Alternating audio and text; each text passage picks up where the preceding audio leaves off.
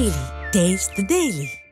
கடலூர் மாவட்டத்தின் பல்வேறு பகுதிகளில் மின்மாற்றிகளில் காப்பர் கம்பிகளை திருடிய 5 பேர் பிடிபட்டனர். புவனகிரி உள்ளிட்ட பல்வேறு பகுதிகளில் இரவு நேரங்களில் உயர் அழுத்த மின்மாற்றியில் காப்பர் கம்பிகள் திருடப்பட்டு வந்தன.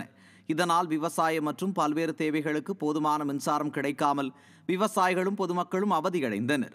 இந்நிலையில் காப்பர் கம்பிகளை திருடியதாக 5 பேர் பிடிபட்டு 350 கிலோ எடையுள்ள காப்பர் கம்பிகள் பறிமுதல் செய்யப்பட்டன.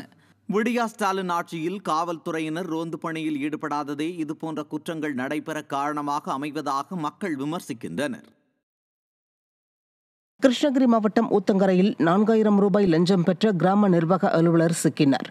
கதிரம்பட்டி கிராமத்தை சேர்ந்த வடிவேல் என்பவரிடம் பட்டாவில் பெயர் திருத்தம் செய்வதற்காக லஞ்சம் வாங்கிய கிராம நிர்வாக அலுவலர் அகத்தூயவன் பிடிபட்டார்.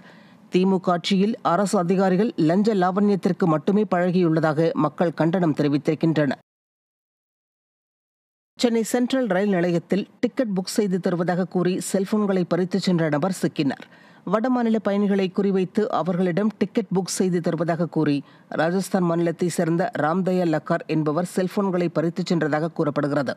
இது குறித்தான புகாரின் பேரில் அவர் சிக்கிய நிலையில் அவரிடம் செல்போன்களை பெற்று வந்த நௌஷாத் என்பவரும் பிடிபட்டார். அவர்களிடமிருந்து 22 செல்போன்கள் பறிமுதல் செய்யப்பட்டன.